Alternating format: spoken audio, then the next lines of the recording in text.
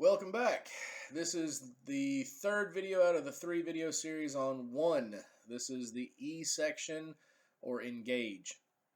So if you've seen the first 2 videos, you've heard me leaning into this, leading up to this. So here we go. E, like I said, is engage, or to engage. Multiple ways to engage. Remember, the one in concepts of one is about you. You are the one. How you deal with things is completely up to you. How you engage is up to you. We all have a different way of dealing with things. We all have different mindsets. We all have different training levels. So do what's comfortable for you, but also stay safe. Do something that you feel would keep you safe and keep your loved ones safe if that's the case, if that's the situation. First thing in engage is vocalization. Now, if you've seen the N video, the nullification video, you know vocalization was the first one there as well. So we discussed a little bit about how karate and taekwondo use their ki to project their power or emphasize their power. You can use that to nullify or engage. When you use vocalization to engage, it can be anything from sarcasm to humiliating somebody, cutting somebody down, berating somebody. I wouldn't recommend those things. I don't approve of those things, but they are ways to engage people. If you want someone to attack you, generally a good way to do it is to berate them in front of other people. You know, if you're at a bar or club or whatever and you're angry at somebody and you start calling them names or start calling them out or whatever, pulling their card, a lot of people are going to decide to go in physical with this. So you can engage vocally. The way I choose to do it, as I said in the last video, is by questions. I love to engage with questions. So if somebody's angry at me, if somebody tries to attack me for whatever reason, there's a certain line that obviously when that line gets crossed, we have to go into physical contact. Before somebody gets to that line, I like to engage verbally. I like to try to dissuade the individual from getting into something physical, and I try to dial things down a little bit and try to squash whatever beef might exist between us. So one of the things I say is, look, man, if I've done something to wrong you, tell me and I will absolutely fix it and I won't do that again. So putting myself in a situation where I am admitting that something is my fault, whether it is or not, that tends to make some people come down just a little bit and de-escalate a little. So vocalization from an engaging standpoint for me is about de-escalating the situation and not getting into something physical. But again, how you do it is up to you. Number 2 is striking. This can be arms, legs, head, shoulders, hips, knees, toes, whatever. So when you strike somebody, depending on how you train, depending on your training level, your training comfort, you have certain strikes that you would prefer to use and probably some strikes you'd prefer not to use until you train with them a little more, but striking is pretty self-explanatory. Then there's grabbing and grappling. There's a difference between grabbing someone and grappling with someone. Grabbing someone is basically a setup to grappling, so they are linked. When you grab somebody by the shirt collar, by the sleeve, by the back of the head, the wrist, whatever, you're grabbing this person to put them in a position so that grappling or striking is more easily done. So, for example, in Wing Chun we have a technique called Lop Sao that is a pulling hand. So we grab the outside of the wrist, we pull down towards our hip, and the individual comes in at us at an angle, brings the head in, brings the body in, and also makes them step with their front leg, exposing their front leg and making it vulnerable.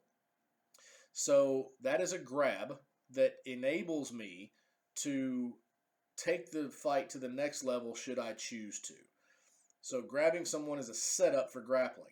Speaking of grappling, that's the next one. When you grapple with someone, this is going to be joint manipulations. It's going to be choking, strangling. It's going to be throwing. It's going to be, if you practice jiu-jitsu or judo, you understand that concept. Getting on the ground, putting someone in a bad position, making them tap out.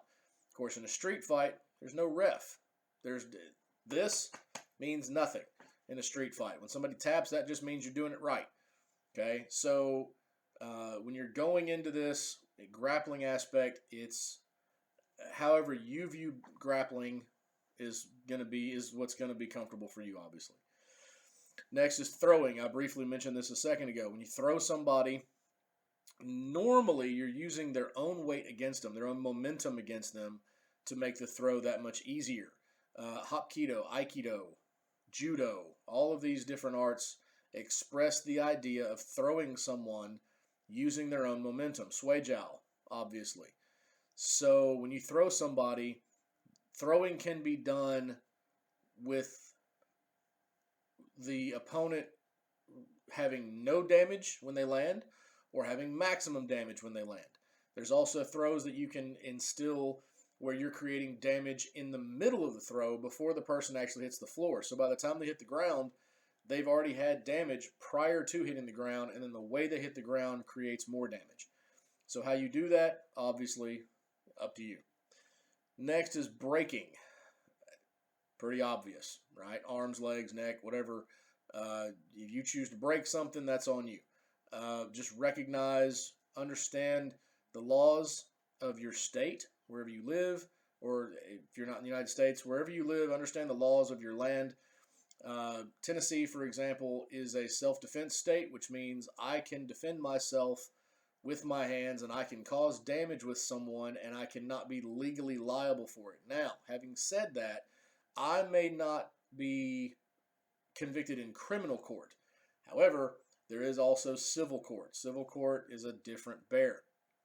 I've seen a few people defend themselves legitimately. They had a situation, they tried to talk the person down, it wasn't working. The person attacked them. They did the only thing they could do, defend themselves physically. The person got hurt. They went to court over it. They won their case in criminal court. They go to civil court and they lose. Okay, so excuse me. Civil court is a different bear, so understand the laws of your land and understand what you're getting into. If you can avoid a fight, please do. If you can't, do what you got to do.